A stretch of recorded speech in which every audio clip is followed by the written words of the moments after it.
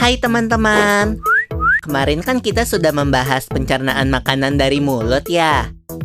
Setelah dari mulut, makanan kita menuju kerongkongan. Kerongkongan adalah suatu saluran seperti tabung sepanjang 20 cm yang menghubungkan antara rongga mulut dengan lambung. Di dalam kerongkongan terjadi gerakan peristaltik, yaitu gerakan meremas-remas yang dilakukan oleh dinding kerongkongan untuk membuat makanan terdorong masuk ke dalam lambung. Berarti tujuan selanjutnya ke lambung ya, Pipo? Betul, Bol. Lambung adalah bagian dari organ pencernaan manusia yang paling elastis. Lambung berbentuk seperti kantong dan terletak di dalam rongga perut sebelah kiri atas. Di dalam lambung, makanan mengalami pencernaan secara mekanis dan kimiawi. Pencernaan mekanis dilakukan oleh dinding atau otot lambung yang meremas dan mengaduk makanan. Pencernaan kimiawi dilakukan oleh getah lambung yang dihasilkan oleh kelenjar getah lambung. Getah lambung mengandung enzim pepsin, enzim renin, dan asam klorida. Enzim pepsin berfungsi untuk memecah protein menjadi pepton. Enzim renin berfungsi untuk mengendapkan protein susu menjadi kasein. Asam klorida atau HCl berfungsi untuk mengasamkan makanan dan membunuh kuman yang masuk bersama makanan.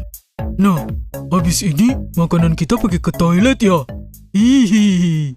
Ah, kamu ini belum, Bol. Selanjutnya, makanan dicerna di usus halus dulu. Usus halus merupakan usus terpanjang dalam saluran pencernaan karena panjangnya mencapai 6 hingga 7 meter. Di dalam usus halus terdapat cairan khusus yang membantu penyempurnaan pencernaan makanan. Oh iya, usus halus terdiri dari 3 bagian, yaitu usus 12 jari, usus kosong, dan usus penyerapan. Apa aja ya fungsinya? Usus 12 jari atau disebut juga duodenum memiliki panjang kira-kira 25 cm. Usus 12 jari mencerna makanan dengan bantuan getah pankreas dan getah empedu. Getah pankreas dihasilkan oleh kelenjar pankreas. Getah pankreas mengandung enzim-enzim berikut. Enzim amilase berfungsi mengubah zat tepung atau amilum menjadi zat gula atau glukosa. Enzim tripsin berfungsi mengubah pepton menjadi asam amino. Enzim lipase berfungsi mengubah lemak menjadi asam lemak dan gliserol. Kalau getah empedu dihasilkan oleh hati dan disimpan dalam kantong empedu. Getah empedu berfungsi untuk mencerna lemak. Selanjutnya, usus kosong atau jejunum terletak di antara usus 12 jari dan usus penyerapan.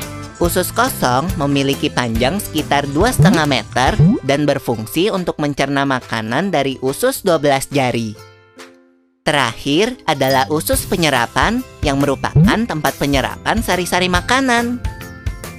Di seluruh permukaan dindingnya terdapat ujung-ujung pembuluh darah yang menyerap sari-sari makanan. Kemudian, sari makanan diedarkan melalui aliran darah ke seluruh bagian tubuh.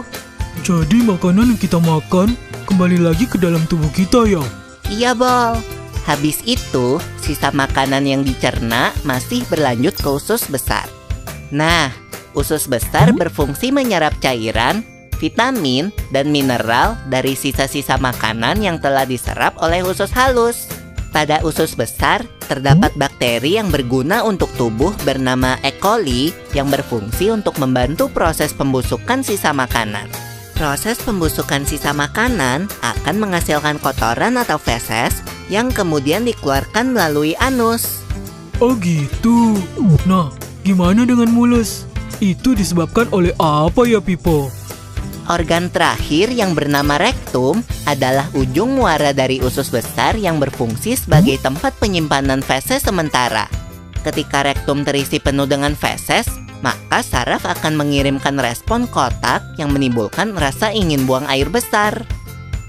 Anus adalah lubang di bagian bawah pantat yang berfungsi sebagai tempat keluarnya feses dari tubuh. Jadi begitu ya, seluruh proses pencernaan dalam tubuh kita. Iya, Bol.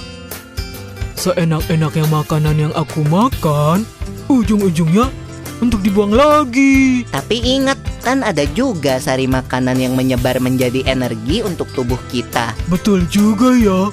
Oh ya Pipo, ngomong-ngomong soal pencernaan, kamu pernah sakit perut gak? Tentu saja, Bol. Kenapa ya perut kita bisa sakit? Nanti akan kita bahas bersama di video selanjutnya ya, Bol.